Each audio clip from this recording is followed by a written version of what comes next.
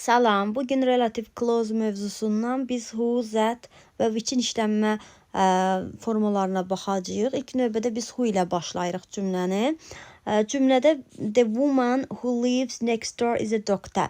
Who həmişə şəxslərlə, canlılarla işlənən bir bağlayıcıdır. Relative clause funksiyasında da burada the woman, yəni canlını izah edir və who-dan sonra birbaşa xəbər gəlir.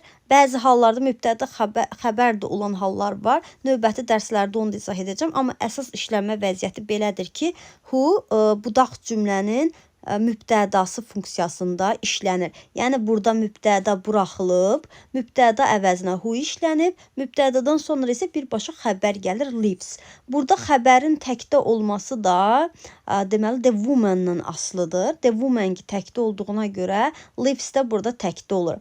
Bu ümumiyyətlə mürəkkəb cümlə olduğuna görə who lives next door bir cümlədir, budaq cümlə. Digəri isə the woman is a doctor isə bir cümlədir. Bu isə baş cümlə hesabı olunur. Deməli, qonşuluqda yaşayan qadın həkimdir. Hansı qadın? Qonşuluqda yaşayan qadın. Burada artıq relative clause funksiyasındadır. Daha sonra nümunələrlə tanışırıq. Məsələn, yuxarı the woman dedik, aşağıda people. People cəmdə olduğuna görə who-dan sonra xəbər də cəmdə olacaqdır.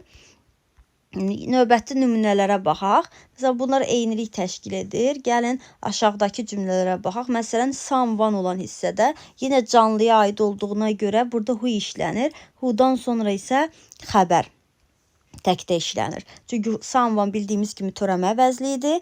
Canlılara aiddir. Kimsə, bir kimsə deməkdir. Və özündən sonra xəbər də təkdə tələb edir. Daha sonra, məsələn, burada mən canlıdır. Ona görə who işlənib. Anyone canlıdır, who işlənib. Anyone özü tək xəbər tələb etdiyinə görə who-dan sonra da xəbər təkdə işlənmişdir. Və qeyd edim ki, that burada bizə bir qeyd yazılıb. You can also use that instead of who. Siz who-nun əvəzinə that-i də istifadə edə bilərsiniz deyir. Məsələn, the man that lives next door is very friendly. Biz burada who əvəzinə that işlədirik. Həm who-nu, həm də that-i işlədə bilərik. Both of them are correct. Hər ikisi düzdür. Ancaq ki, tək who olaraq deyil, that olaraq da biz buna baxa bilərik ki, burada bağlayıcı funksiyasında that də işlənir.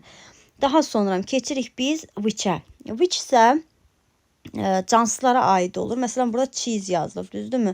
Cheese-i əvəz edərkən. Necə ki, that yuxarıda who-nu əvəz etdi. İndi isə which-i də burada əvəz edir. Cheese-dən sonra which işlənir və cheese təkdədir deyə xəbər də təkdə olacaq. Was olur və olmur. Və dedik ki, that də əvəz edə bilir bu halda. Daha sonra, baxın burada stories cansızdır deyə that işlənir. Yəni burada which də işlənə bilər, that də işlənə bilər və xəbər burada cəmdədir. Stories cəmdədir deyə. Company təkdədir, makes də təkdə olacaq. The machine yenə cansızdır, cansız izah edib. Bu onsuz da keçmiş zamandadır. Keçmiş zamanda bildirmir, xəbər təkdədir, cəmdədir. Digər hissəsi amma yenidən təkdə olur. Və bir də qeydimiz var ki, what relative clause-da işlənmir. Yəni təyin edici funksiyada işlənmir, noun clause-da işlənir. Yəni biz məsələn what variantını əgər bizə sual versə ki, adverbial clause, relative clause-un bir adı da adverbial clause-dur. Relative clause-u, adverbial clause-u seçin.